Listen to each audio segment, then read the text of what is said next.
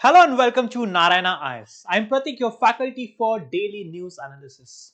Students, in today's DNA session, we have handpicked 5 topics from the Hindu and the Indian Express.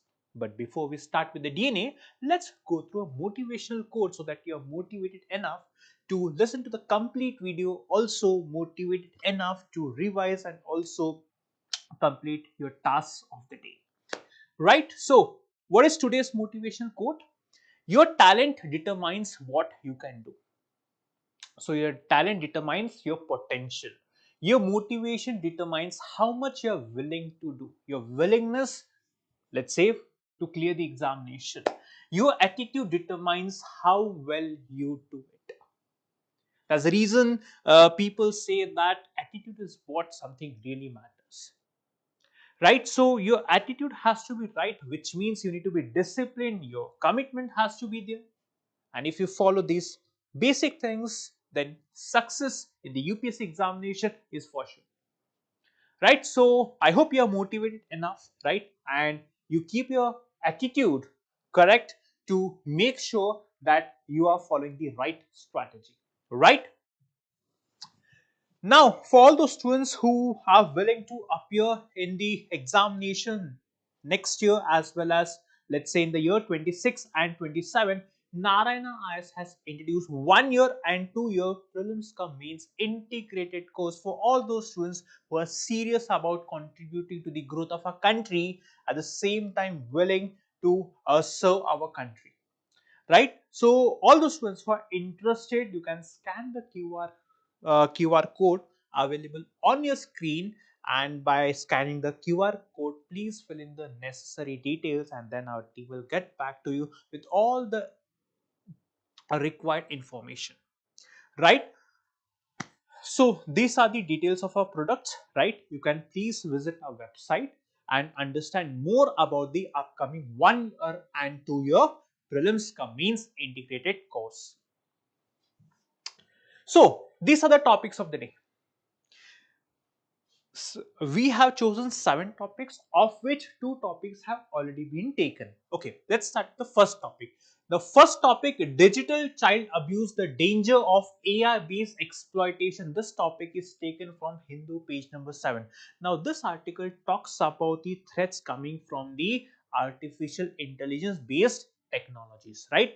How the AI based technology is exploiting, or let's say resulting in concerns, resulting in threat to the child safety, right? The second article is taken from Indian Express page number 12. Now this article talks about the groundwater contamination because of the presence of fluoride. The third article is taken from Hindu page number 4. Now in this article we shall be discussing the GI, that is Geographical Indication tag given to the Warangal Chapata, Chilli. The fourth article talks about the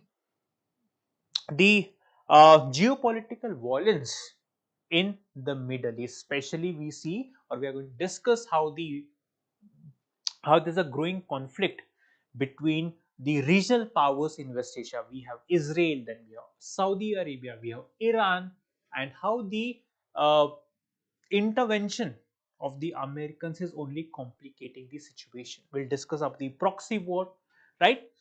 And then the fifth article we have taken from Hindu page number 9. Now this article talks about the three language formula. So we'll understand what is three language formula, the implication of three language formula. And the sixth and the seventh topic. The sixth topic is taken from Hindu page number 1.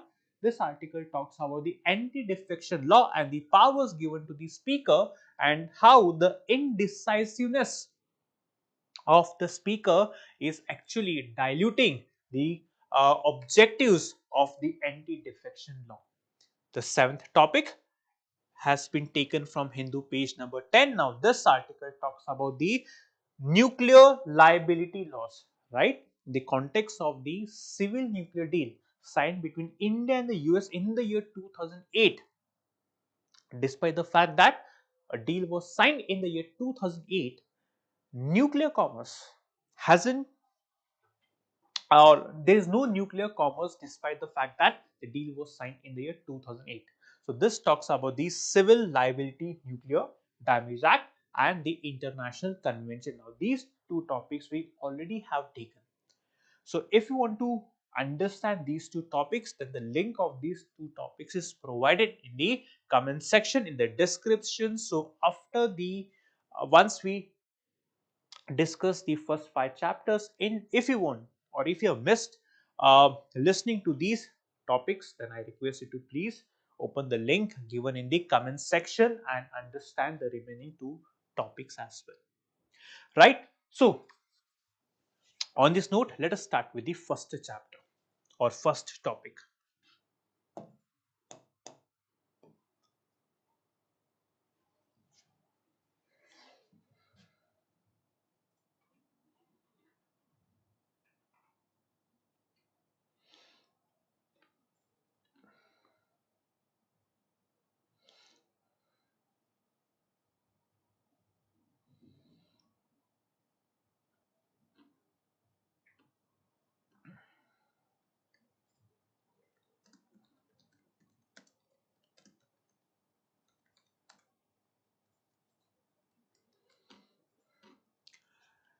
Now, the title of the topic is Digital Child Abuse, the Danger of Artificial Intelligence Based Exploitation. In this article, we shall be discussing the danger of artificial intelligence tools, and then we'll discuss this term AI generated child sexual abuse material. Now, this topic is important under General Studies Paper 2, that is as part of the policies framed by the government in order to deal with the challenges in the digital space. Now, this topic is important. Why? Because questions of this sort or questions on these topics are asked in the examination, as it was asked in the year 2020. Discuss different types of cyber crimes and measures required to be taken to fight the menace. Right now, this topic that we'll be discussing, right, the answer to this question, right, a part of a part of answer to this question can be found in the article that we are going to discuss now. So what is the context? The context being rise of rise of artificial intelligence. Now this rise of artificial intelligence has brought serious concerns regarding the child safety. Why? Because the artificial intelligence technology, or using the AI technology, the images, the videos, the fake videos and the fake images that are being generated, especially the images and videos made of children, is actually resulting in the violation of rights of children. Now, if I talk about AI generated child sexual abuse material, which means using children, fake videos and images are being created. Though a real child is not used, but a fake video is generated, which is actually has raised serious concerns regarding child safety. Why? Because of the mental harm, mental scar on the children. Now, international bodies or international countries like UK, they are proposing a legislation, or these international bodies have flagged the danger of artificial intelligence tools. The artificial intelligence, or they have highlighted the fact that the miscreants are using the artificial intelligence based tools. Why? To create, to possess, to keep and distribute the CSAM, that is child sexual abuse material. So using children, they are generating fake images and fake videos. This has raised serious concerns about child safety. And in order to tackle such challenges, it is very important for countries like India to strengthen its legal framework so that we ensure no legal loophole is left behind, or we have to fill in the legal loopholes in order to ensure that we strengthen the legal framework to tackle with this emerging challenges, to tackle with this evolving threats. So I hope you understood the context. Now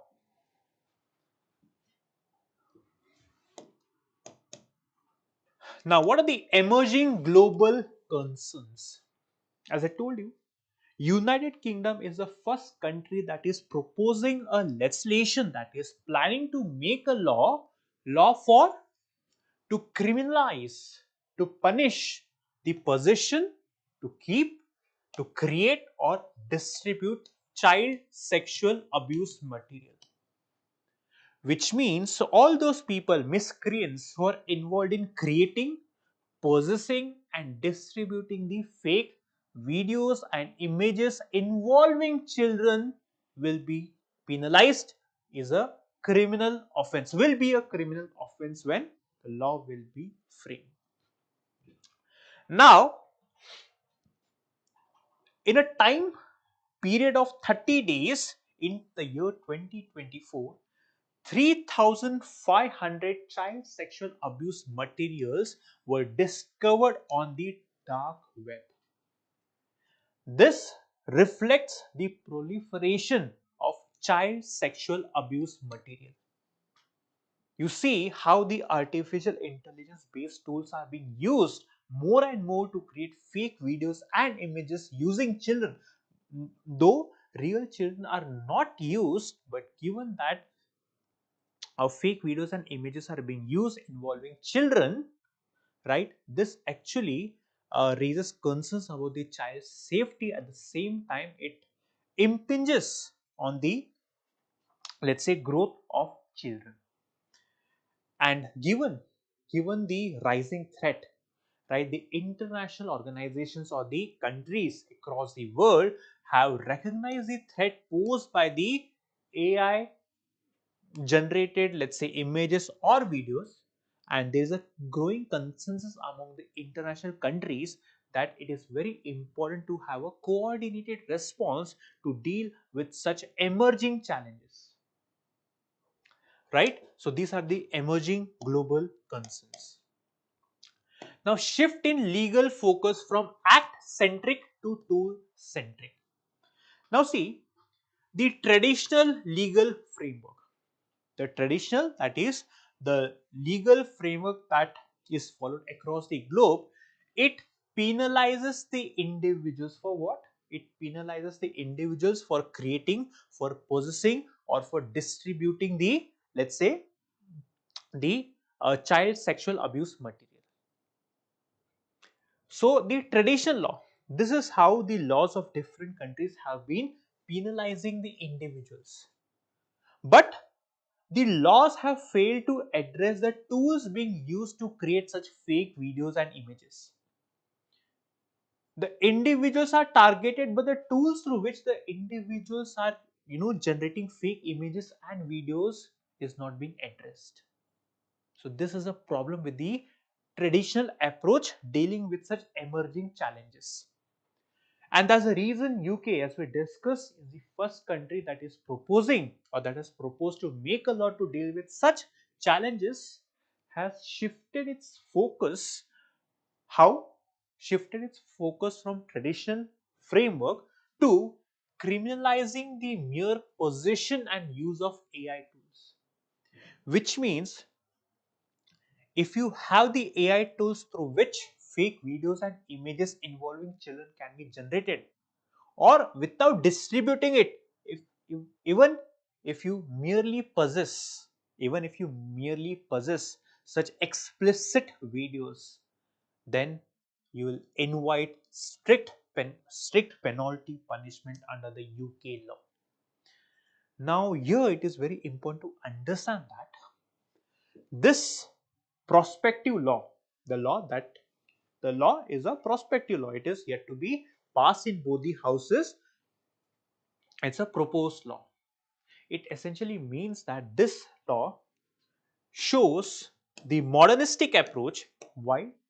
Because before the commission of an offense, before committing an offense, this law is preventing an offense to take place.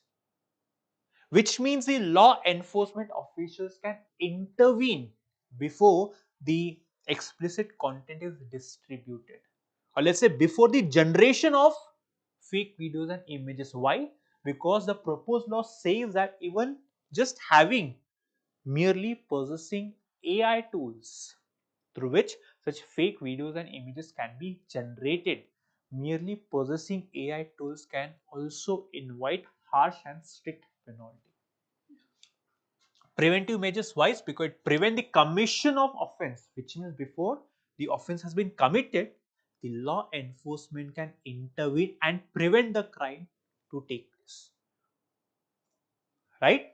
So this is what we get to see in the proposed law made in the UK.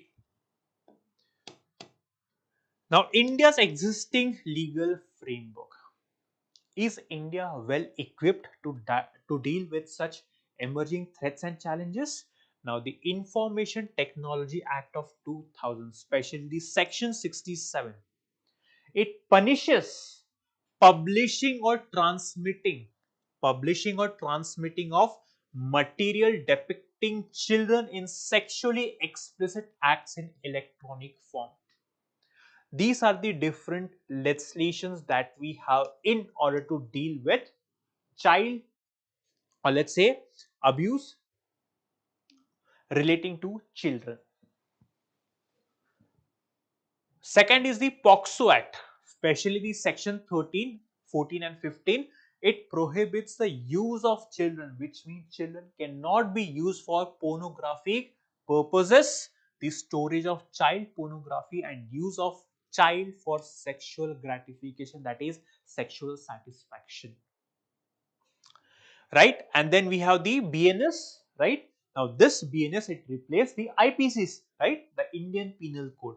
Section 294 and 295 of the BNS Act, it penalizes the sale, distribution or public exhibition of obscene material. So these are the laws, these are the present laws that India has in order to deal with cases involving child sexual abuse. However, these laws that deals with violence involving children, right, it does not address the challenges posed by the AI generated child sexual abuse material, which means the tools through which child sexual abuse materials can be generated. These laws have failed to address, or these laws do not address the challenges posed by the artificial intelligence generated tools. It also, or it does not impose any liability on the intermediaries. For example, we have the VPINs, then we have the cloud servers, right? The cloud service providers. There is no liability on the intermediaries, or there is no responsibility imposed on the intermediaries like the cloud service providers or the, let's say, the virtual private networks. So these are the limitations that India has in the laws meant to deal with the, let's say, violence involving children.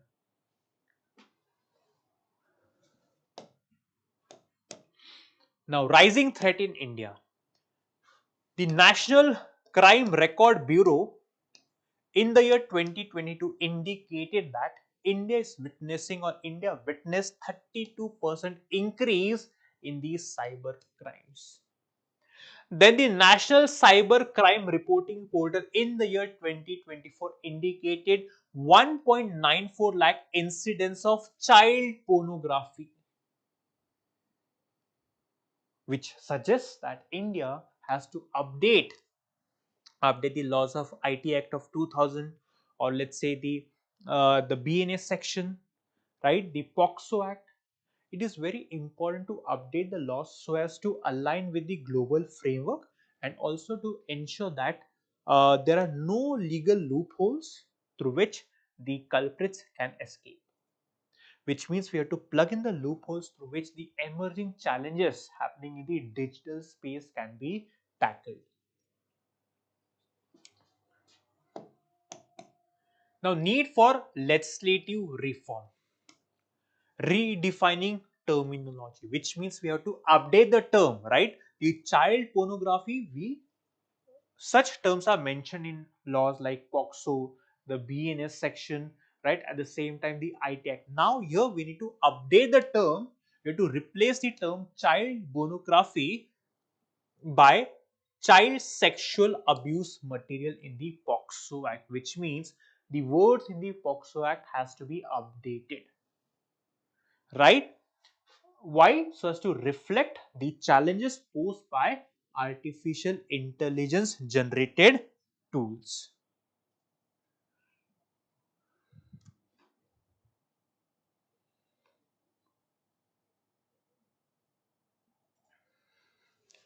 Then clarifying legal terms. Now here it is very important to define what one understands by the term sexually explicit.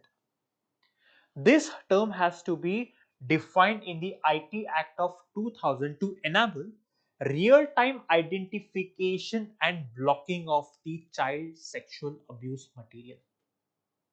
Here what we are essentially trying to do is we are essentially trying to expand the uh, legal scope and also to ensure that we our laws are aligning with the global framework. Then expanding intermediary liability, we have to broaden the definition of intermediary, which means we have to include all those intermediaries on whose platform such content can be available, right? For example, we have the VPNs, then we have the cloud service providers, etc. So the intermediaries term has to be expanded and we to ensure that the intermediary should be held legally accountable. Then addressing technological advancements, right? Now we experience or the technological advancements, right, is happening at a rapid pace. So we have to ensure that the laws in our country uh, are strict enough to ensure that the emerging challenges or threats are tackled by the laws we have in our country, which means we have to update the laws. And then international collaboration. Now, this is a challenge that a country alone cannot tackle or handle. That's the reason we need international collaboration. That's the reason India has to support the United Nations Draft Convention on countering the criminal use of information and communication technologies, which means the international convention or whichever convention the world or let's say the United Nations may come up with, we have to ensure that we are aligning or we support, we do not only sign but also ratify the convention so as to show our readiness and commitment to tackle with such emerging challenges.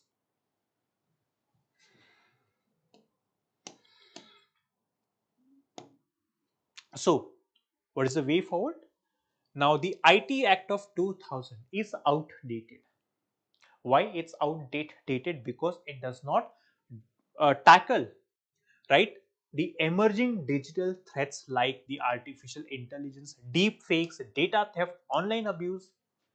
That's the reason the Digital India Act of 2023, the recently framed act, has to replace the IT Act and ensure all the emerging threats and challenges are addressed.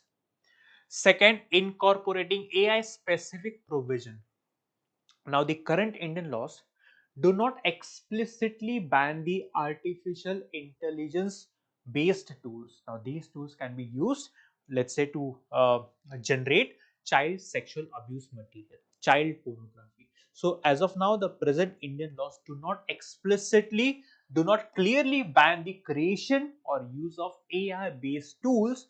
And so, we have to ensure that the modern law or the recently framed law, that is the Digital India Act, explicitly bans the use or use of the artificial intelligence tools meant for creating such you know uh, explicit videos involving children, and then ensuring child safety. Now see, we know that children are very vulnerable.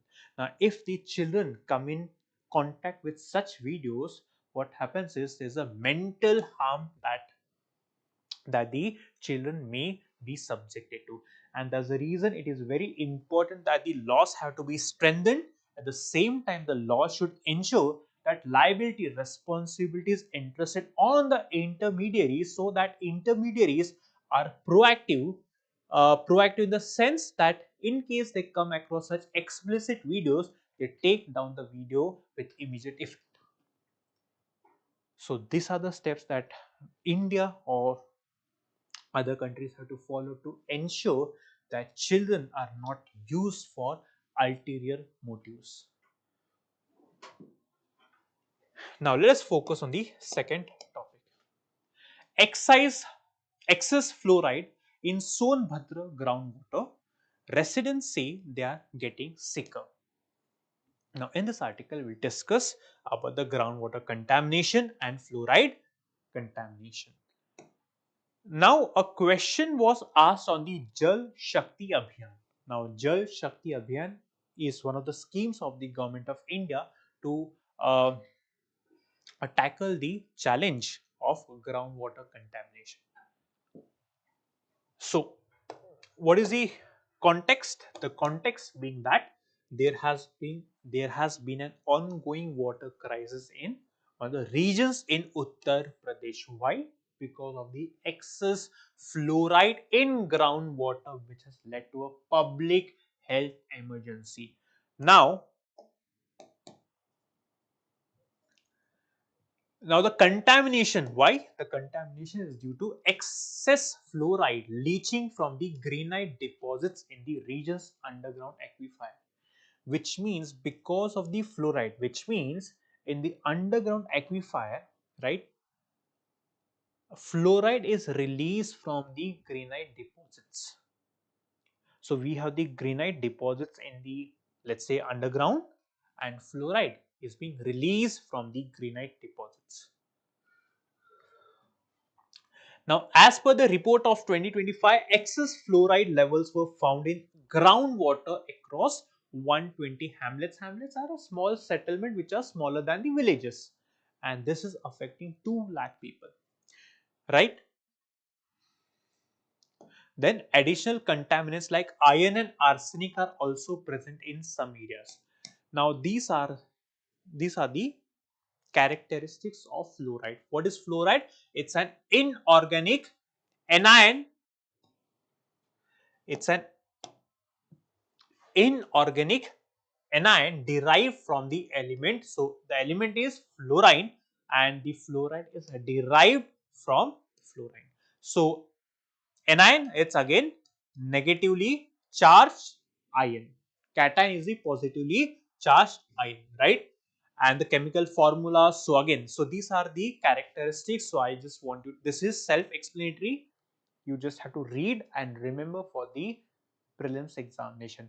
So such type of questions can be asked in the prelims examination. So make sure that you're making a note of, or you see, it's not possible to mark up each and every fact. So all what you have to do is you simply have to go through the features in order to understand, or just reading it twice or thrice will help you to remember all the characteristics associated with fluoride. And these are the health concerns. And this one is again very important for your prelims examination. Now these are the elements and these are the health effects arising from these elements, emerging from these elements. Such questions are 100% asked in the examination. That's the reason we have provided a table, right? You can download the link from the comment section. So please download the DNA link from the comment section and ensure that you learn or you by heart all the diseases emerging from these elements. So we have mercury, cadmium, chromium, copper, zinc, nitrate, lead, and the diseases associated with these elements. So please, very important. That's the reason we have mentioned it over here. Make sure you are downloading the document and revising it as well for your prelims examination. And then these are the steps taken by the government of India. So we have Atal Bhujal Yojana. Again, this is self-explanatory, right? So again, this topic is very important for the prelims examination. The characteristics, then the diseases, and these schemes launched by the government of India. right? So make sure you read this topic. Now, the next topic is Warangal Chapata Chili gets the GI tag. So in this topic, we'll understand about the geographical indication tag, right? So this was a question asked in the year 2015. Now, what is the context? The context being that the Warangal Chapata chili, also known as the tomato chili, has been granted the GI tag. Right? Now, talking about this chili or this product, right? These are the key features. Again, you simply have to remember, right? Locally called tomato chili. These are the characteristics. So again, please read by your own. It's self-explanatory. Now this is important. Now this is the concept that we need to understand. Geographical indication is a GI tag. This tag is nothing but it's a sign. It's a sign that identifies a product's geographical origin, which means an XYZ product and its origin. Now the product has been given a GI tag.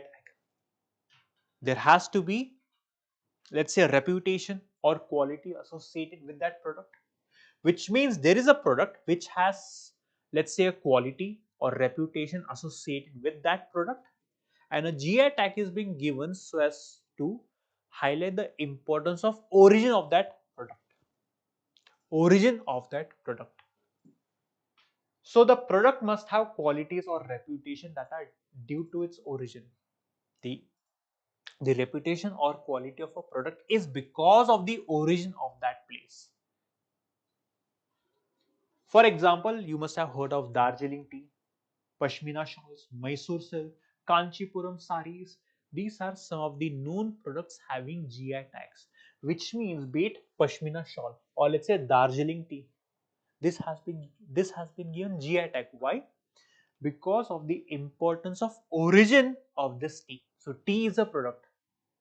Now this tea has a quality reputation. Why? Because of the origin of this tea, and origin being Darjeeling. Now, international recognition, the geographical indications are recognized as a part of intellectual property rights. Very, very important for your prelims examination under two conventions, under two international conventions. The first one is the Paris Convention, the second one is the Paris, and the second one is the TRIPS Convention. Every point is important for your prelims examination. Make sure you're revising it, noting it down so that you are prepared for the examination. Now, what is the difference between, you must have heard of a trademark. So, how does a trademark differ from a GI tag? See, the trademark is a sign which is used in the course of the trade. This is not associated, or this is not, linked with the origin of a product. No. This trademark is nothing but it's a sign which is used for practical purpose during the course of trade, and it distinguishes what? It distinguishes goods or services of one enterprise from the other enterprises. Enterprise, which means companies. To differentiate goods and services of one company from other companies, the trademark is given to goods and services, simple. And GI, now GI tag is given to a product which has a quality or reputation because or due to the origin of a product. Trademark or the trademark given to a product has got nothing to do with the origin of the product. GI has got to do with the origin of the product.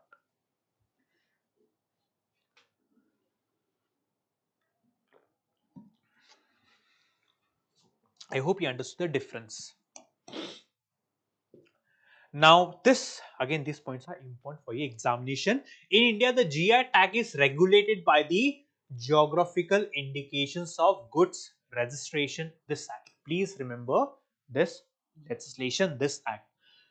Now, this this GI tag, it comes under the Ministry of Commerce and Trade. It maintains the register for GI tag. tax. Which ministry? So this ministry, again, every point is important for the examination. Make sure you are keeping a note of it. A GI registration is given to an area, not a trader. Very, very important. It is given to an area, place of origin, which means area, not a trader or a business person. Then a GI tag is valid for 10 years and it has to be renewed, which means it does not mean that once a GI tag is given, it will last until perpetuity. It is not permanent. It has to be renewed every 10 years. Now, first tag, GI tag, was given in the year 2004.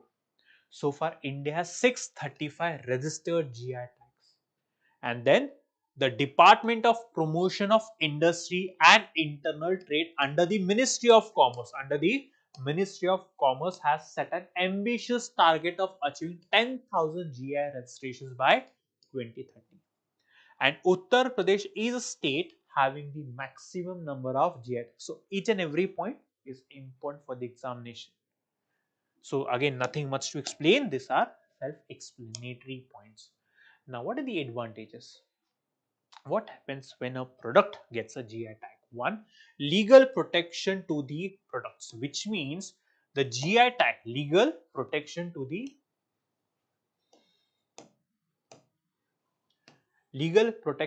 products, which means the GI tag prevents unauthorized use of GI tag. It essentially means that no one can use it without, let's say, without having an authority, which means it the GI tag products, right? It prevents unauthorized use of GI tag products by the others. No one can use it or misuse it. Second, boost to farmer incomes. Very, very important points. Now, for example, the farmers expect the price of chili to increase from 300 per kg to 550 per kg due to the enhanced branding and market recognition. Enhanced branding, why? Because now the product has a GI tag. And the GI tag will also improve market access, exports, and help curb exploitation by the middlemen, which means now the middlemen cannot misuse it. Why? Because of the product getting the GI tag.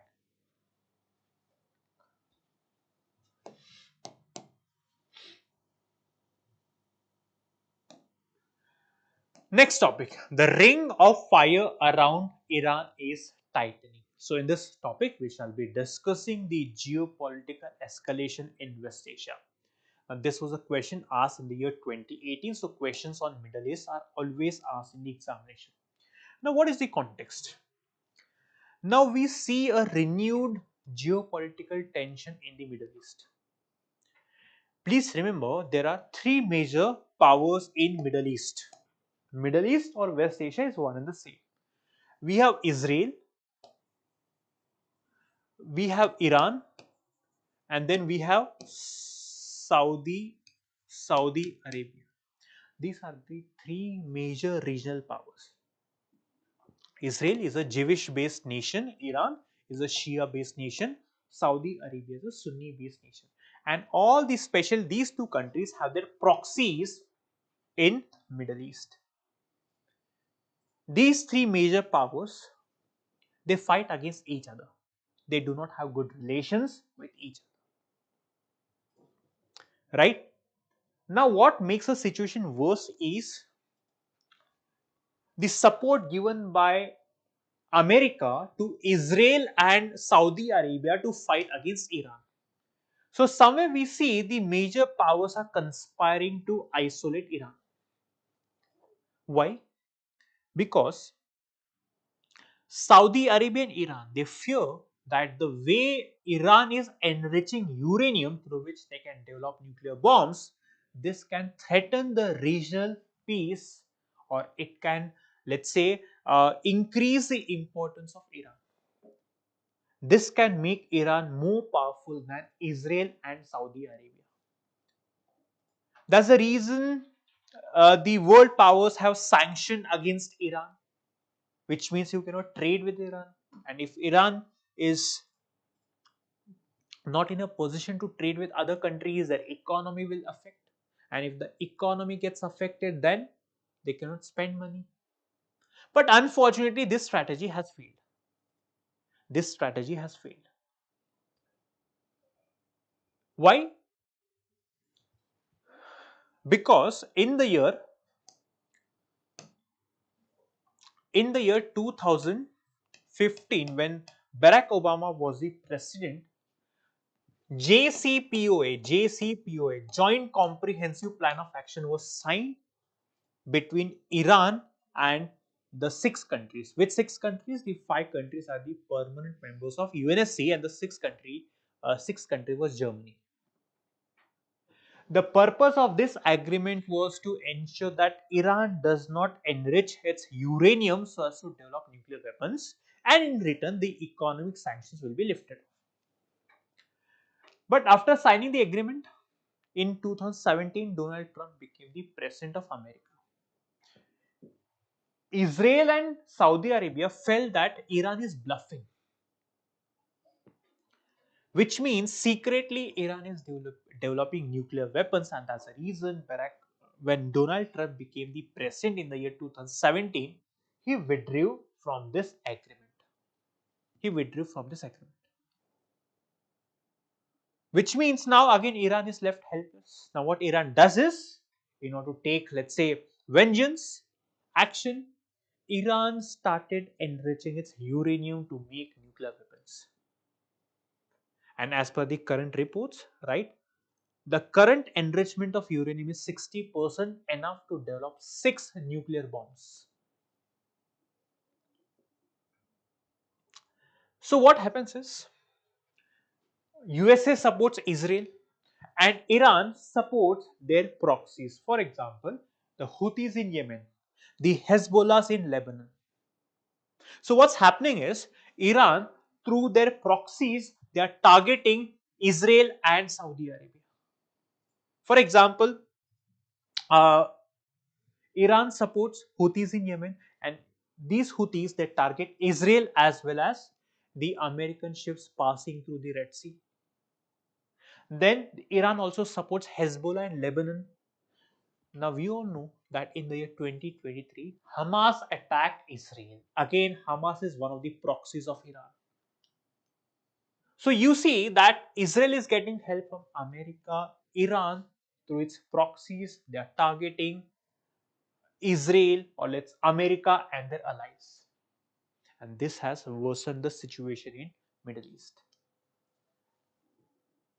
Now, given that Donald Trump is back to White House, Donald Trump has offered negotiation with Iran, so that, with an objective that Iran should stop enriching its uranium. But on the other hand, they are also targeting the proxies of Iran. They are targeting Houthis in Yemen. They are targeting Hezbollah in Lebanon. Then they are targeting which means America and its ally Israel. Targeting Hamas in Palestine, Gaza. So Americans are playing a smart game using Israel. Israel is their ally. On one hand, they are saying, okay, let's sit and discuss. And on the other hand, they are targeting the allies of Iran so as to reduce the influence of Iran, to weaken Iran, so that Iran is left optionless and has to sign the agreement with the Americans as per their terms and conditions. So the current situation is, given that America and its ally Israel, they are targeting Iran and their proxy. See, they have been targeting, but the fact of the matter is, these people are still alive. Iran, the proxies, the Hezbollah, the Hamas, then the Houthis, despite facing severe airstrikes, attacks from US and Israel, they are withstanding. They are not decimated. So the fact of the matter is, West Asia, the Middle East, is once again under immense strain, and the conflict is only widening. The ceasefire, whenever the ceasefire takes place, the ceasefires are so fragile, so weak, that it does not last more than a month or two. And the way forward, the only solution going forward is that diplomatic engagement. Only diplomacy is going to solve the problems in Middle East. Now, unfortunately, we focus on the superficial issues without understanding the real issues. The real issues being the sectarian divide, the proxy conflicts. So one has to understand that diplomatic negotiation engagement is the only solution to find peace in the region. The middle powers like India, China, Brazil, right? These countries have to come together with other powers to ensure that the conflict in the region comes to a halt. And care has to be taken on the humanitarian efforts, because in a conflict as tense as violence or as violent as the Middle East one, so many people, so many people get displaced, their lives are lost, and there's a reason countries like India and the other middle powers have to ensure that in the midst of the conflict, the people who are displaced, support, care, medical health, education support should be given to the displaced people. So this is the crux of the article. I have explained the entire article, right? I hope you understood the what's going on in Middle East and how do we deal with such situation. So again, to understand more, please download the DNE notes from the comment section, and then you can revise it.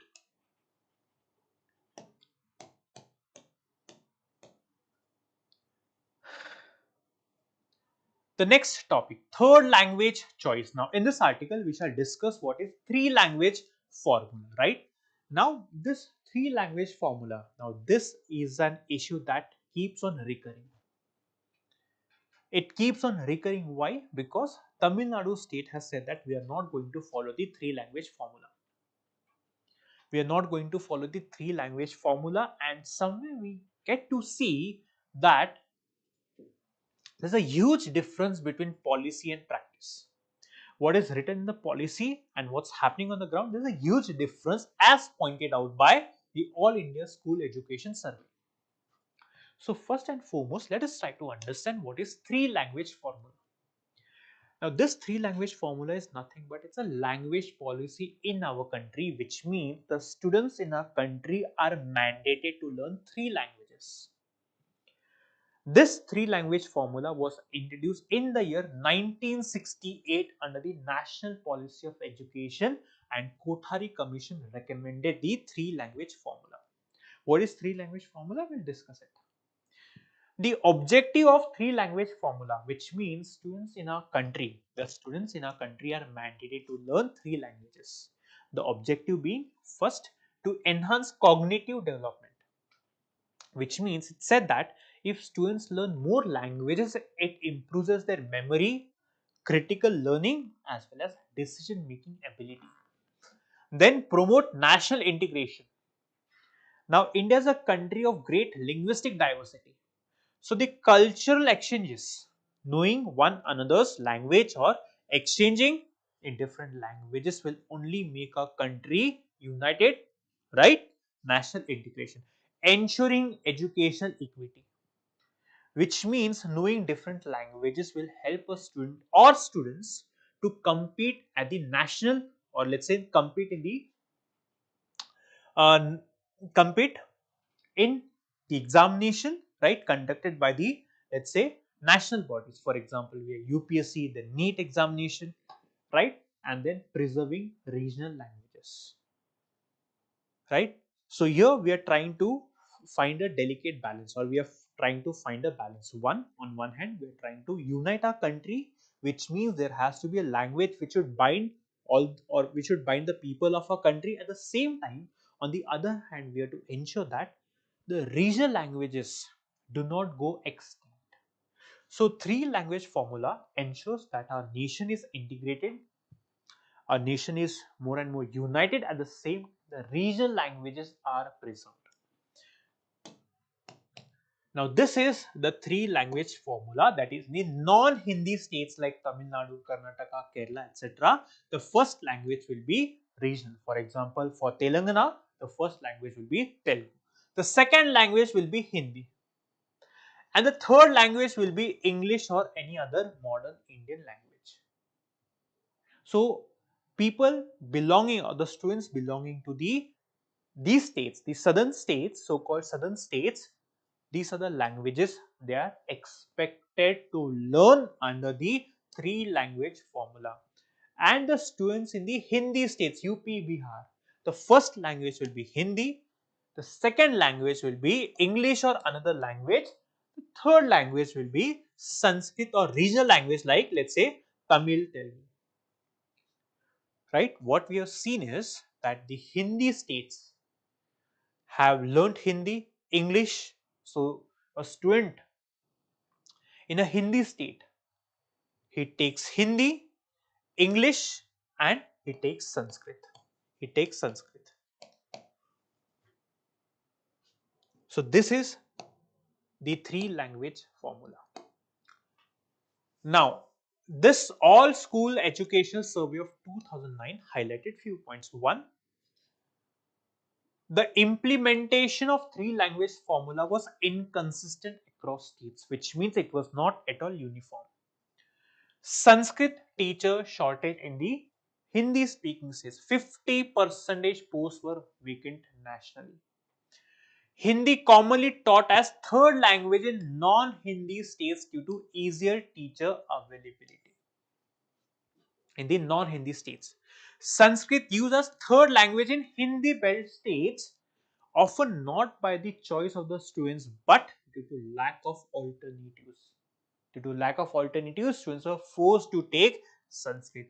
Now, Tamil Nadu explicitly rejected three language formula and has adopted two language formula, that is Tamil and English. No third language for the students in Tamil Nadu. So these are some numbers, you can simply go through it. I hope you understood all the 5 topics that we have discussed in today's DNA, and this is the 6th DNA. The link you can find in the comment section, and this is the 7th topic. Again, you can find the link in the comment section. So this topic was taken on 10th of Feb and this topic was taken on the 26th of March. Let us go through few practice questions. The first, AI generated child sexual abuse material is emerging as a critical digital threat to child safety and dignity. Critically examine the challenges posed by such material and suggest legislative and institutional measures to address the menace in India. Now, here, first, you please highlight the growing concern about the child safety in our country, especially with the emergence of AI generated CSAM. Highlight the growing threat, mention some statistics. Now, mentioning statistics is very important, right? Then in the body of the answer, first mention the challenges posed by the AI generated CSAM, then mention the legal framework in our country and the gaps in the legal framework. Then you can also mention the proposed legislation in the UK, right? You can mention the proposed legislation in the UK and how the proposed legislation in the UK is shifting its approach from the traditional legislative framework to a framework that also holds the intermediaries accountable. At the same time, it also it is proactive in the sense the law is framed in such a way that the law is self-sufficient to deal with crimes before the commission of crime, right? So this is how you can approach or write the answer for this particular question. Now this is a question based on the DNA that was taken yesterday. With reference to India's defense exports, consider the following statements. India's defense exports in 24-25 crossed 5 billion. No, it was 2.7 billion. So first statement is incorrect. Now, the defense public sector undertakings contributed more than half of the total defense. No, this is incorrect.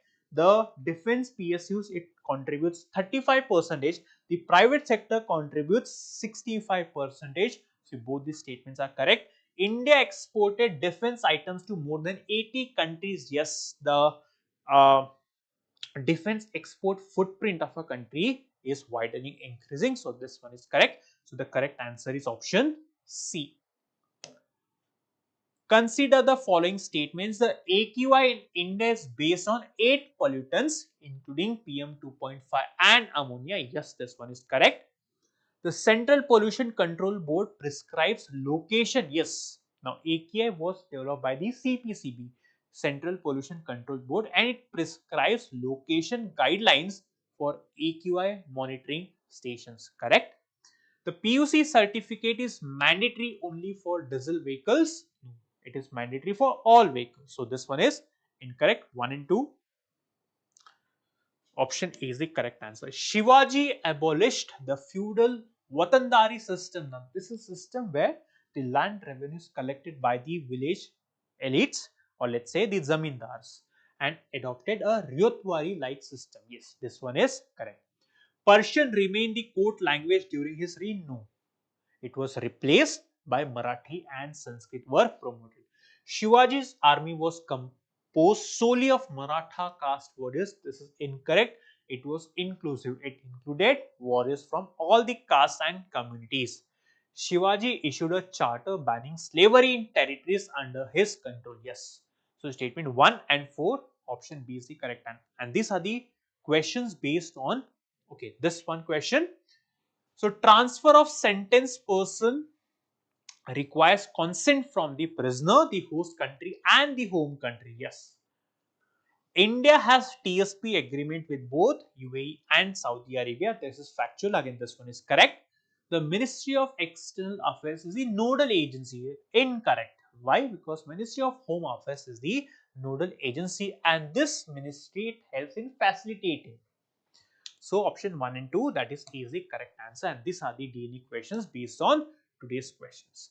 I hope you understood all the topics that we discussed today, right? Make sure that you are revising, download the DNA notes for the sake of revision, and also open the DNA quiz link in the comment section. Please attend these questions and also post your score in the comment section. I hope you enjoyed watching the lecture. On this note, I'll call it a wrap. Thank you so much for watching.